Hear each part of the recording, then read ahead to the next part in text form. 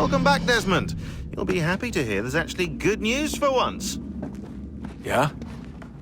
I've managed to locate a power source, and it's relatively close by. Up for a trip to Manhattan? Is it safe to leave? Abstergo's gotta be looking for us. Obviously it's not safe.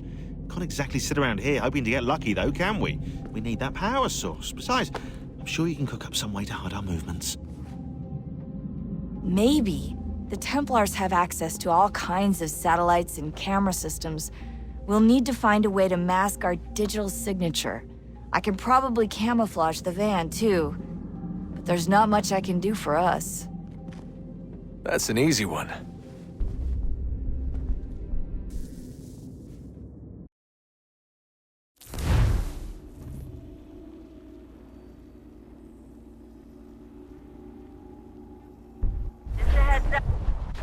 Local utility companies have assured the public that they're completely prepared for the upcoming solar maximum.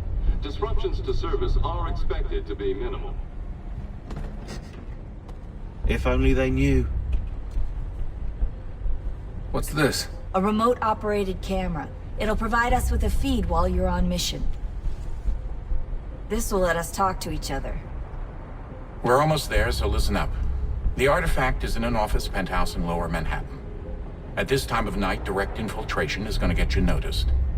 I think we're better off having you drop in from above. What do you mean, above?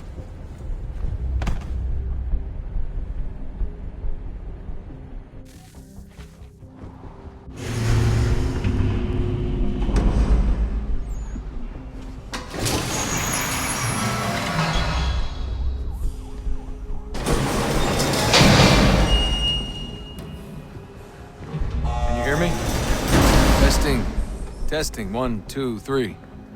Yep, read you just fine. Now why don't you power up the camera?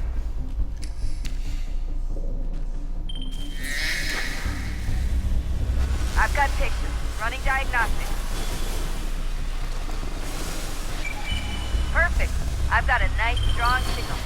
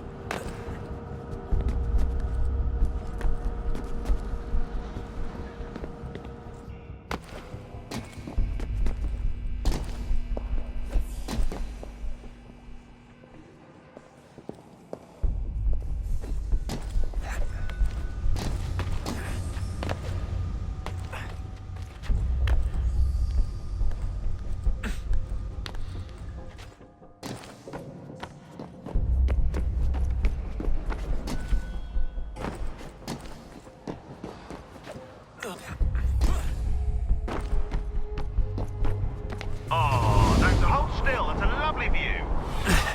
Seriously, Sean? Fuck you.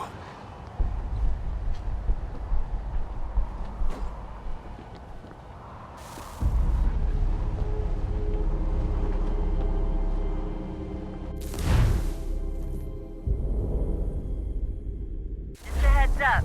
There's no elevator access from here on out. You'll have to get up there the old-fashioned way.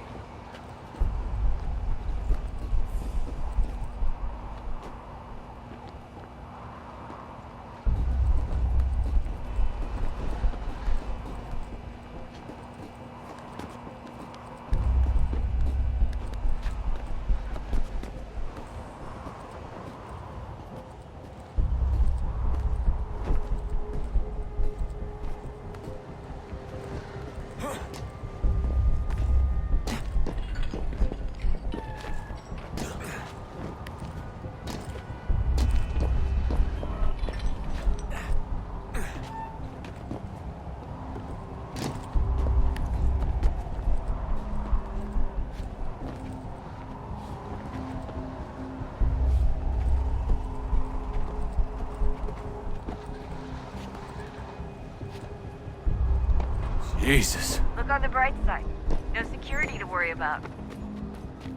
And on the not-so-bright side, the slightest misstep means you're effectively paced. Shut up, Sean.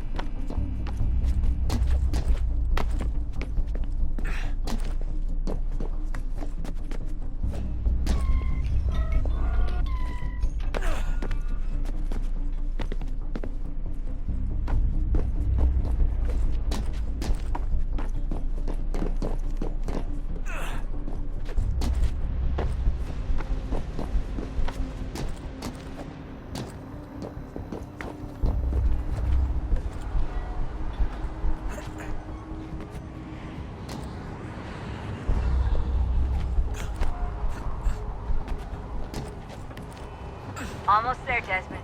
Once you reach the top of the lit-up crane, you should be high enough to make the jump. Should? It'll be fine, don't worry. Well, you might want to worry a little. I'm pretty sure she was high when she was running the numbers. Sean! A joke. It was a joke. Or was it?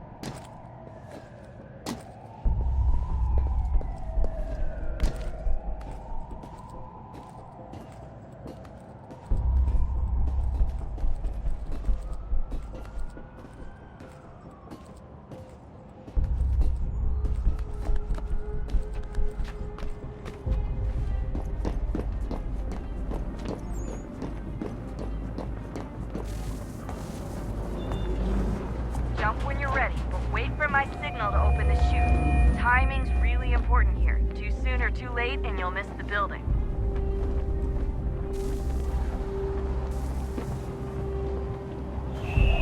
Now, open your chute.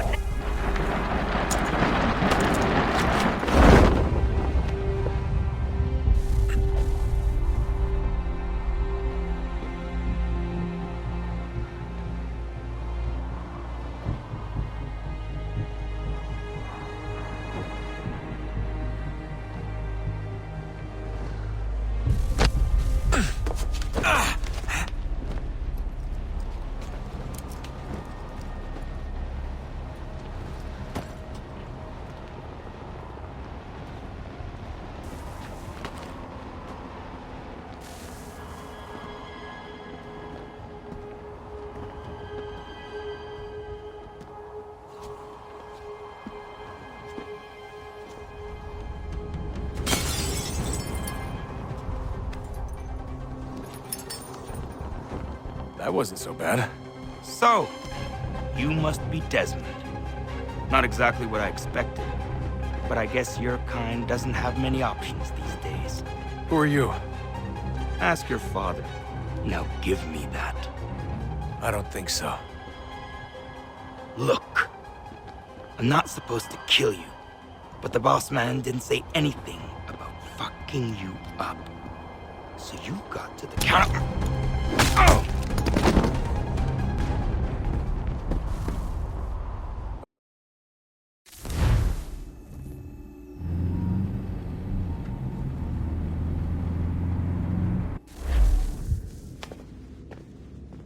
So who the hell is Daniel Cross? Believe it or not, he used to be an assassin. The assassin, the way I've heard it told, but it turned out he was a sleeper agent for Abstergo, programmed to infiltrate and destroy the organization. How did he know you were there? We could be compromised. They must have caught me snooping inside their network and sent Cross to see what we were after. If they were aware of our current location, we'd know. Though, I will say this, it doesn't bode very well for future expeditions. I've set up some cameras topside. If anyone shows up, we'll see it. I'd suggest you go see about finding a socket for that power source. Or we can return to Connor if you prefer. All the artifacts in the world won't mean a thing without the key.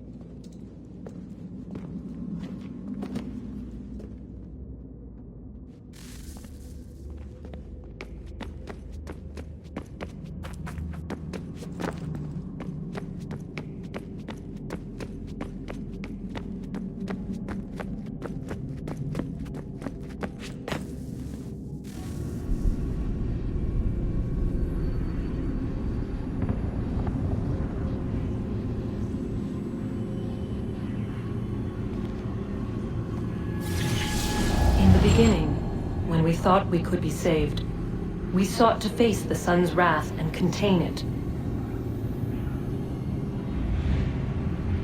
4 towers would be built to pull her fury into this place and dispel it.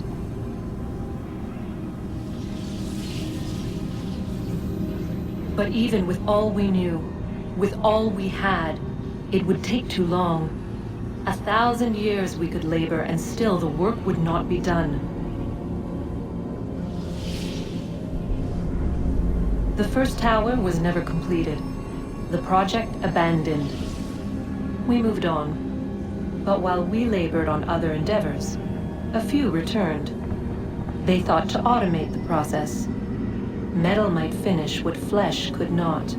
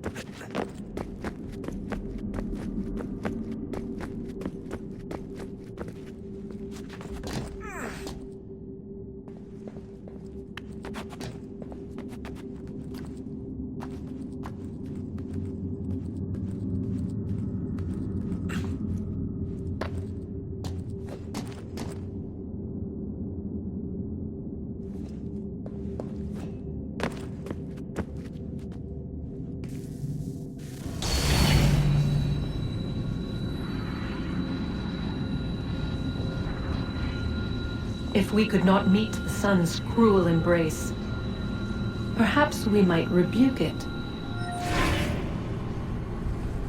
Already we could generate fields to protect us in times of strife. But these were small and simple things. To replicate them on a scale the size of a world, we lack the energy to make it so. Half the world, they said then. It is better than none at all. We tried. Again, we failed. A quarter, they asked. Even this we could not do. A 1/6, an 1/8, a 1/10, they cried. The answer was still the same. Perhaps in time a city might be spared. But it was time we did not have. So we moved on.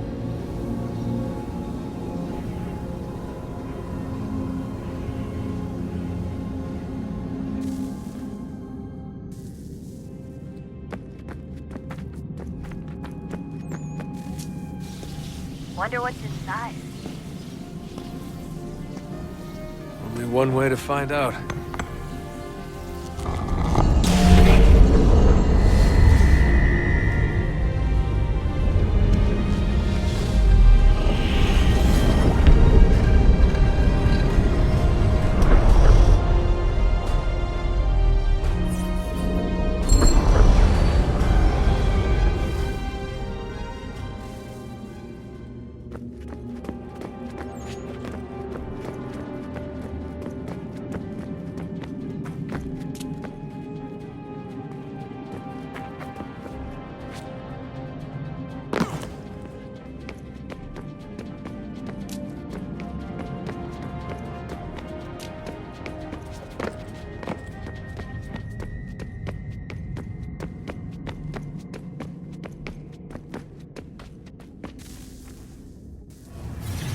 What is a fact? Is it fixed? Immutable? Certain in its existence and only awaiting discovery? Or might it be changed? Here we learned the answer and thought that it might save us.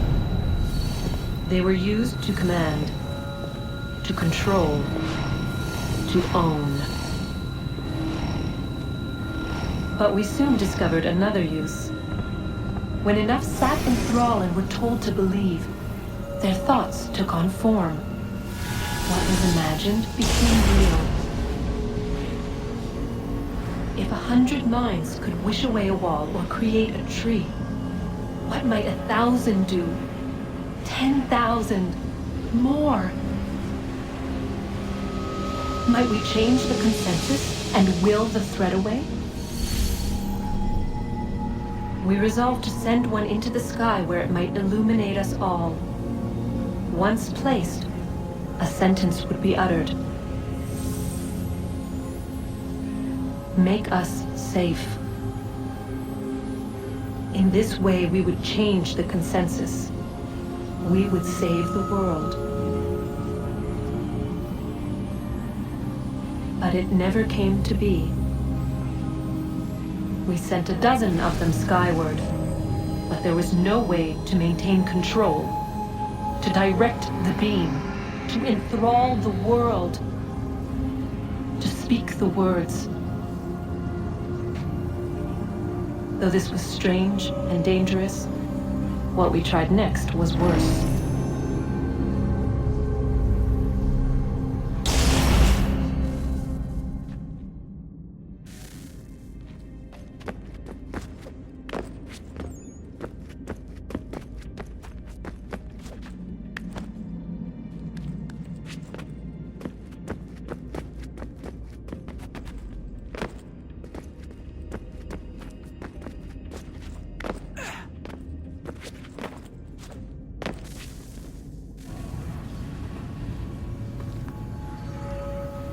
Our first instinct was to travel back, to change the past. But we could not find a way. But forward, we could look forward. And so here we sought to see beyond ourselves and know what was to come. First, we watched to learn if our work would succeed. But the answer was always the same. So we moved on to other things, but she remained. The one you call Minerva.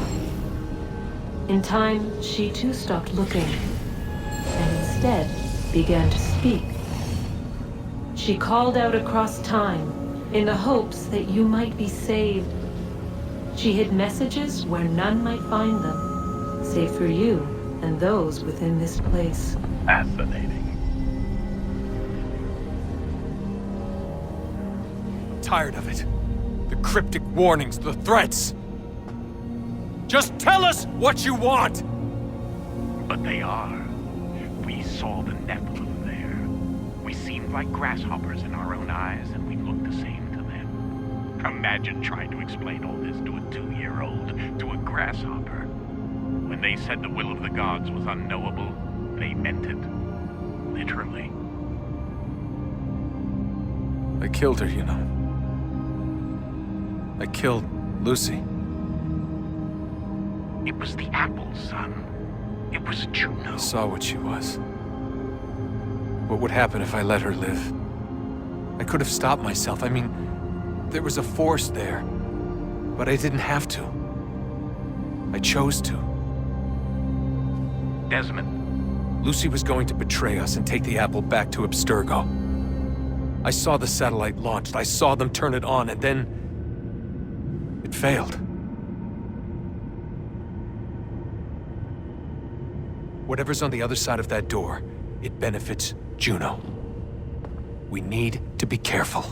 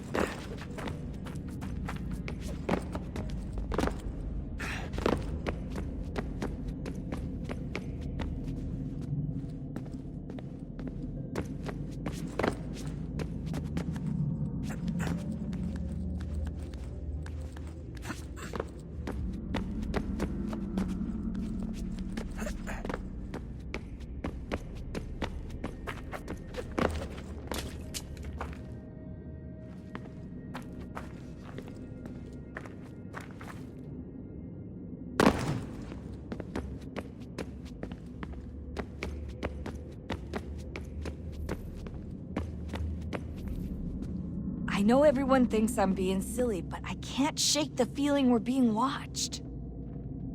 We are being watched. By Juno. Or some version of her. Do you think it's a recording? Or is she a ghost?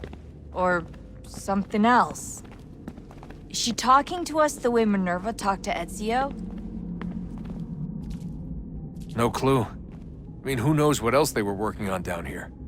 There's still so many rooms we don't have access to.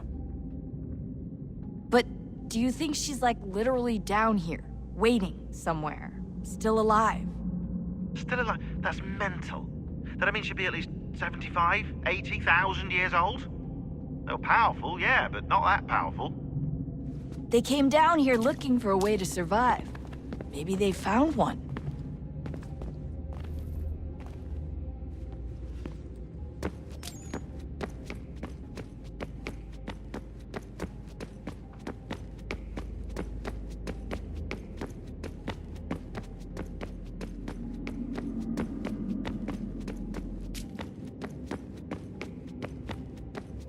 Ah, Desmond, there you are. Can I ask a favor? Maybe? When this is all over, I'd like to try turning the dial back on the Animus. Like, all the way back. To the time of the first civilization. You think it would work? There was no real loss of fidelity when you visited Altair. Then again, that was about 1,000 years ago, and I'm looking at going back at least 70,000 more. Sure, I'd be up for it. It'd be interesting to see what things were like back then. Excellent. I think it would prove most enlightening.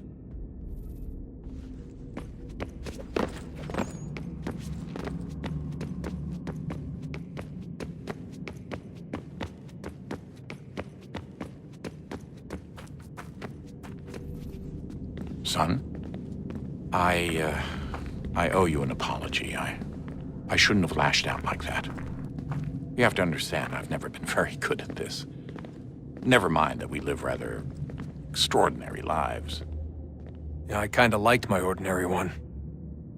You can't escape who you are, Desmond. So I've noticed. Look, it's silly for us to go back and forth like this. I admit, I did a shitty job raising you. I apologize, I'm sorry.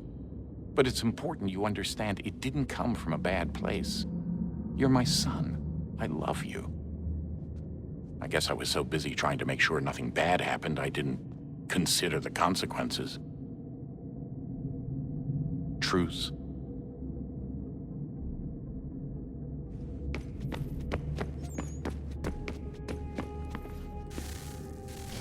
Good luck, Desmond.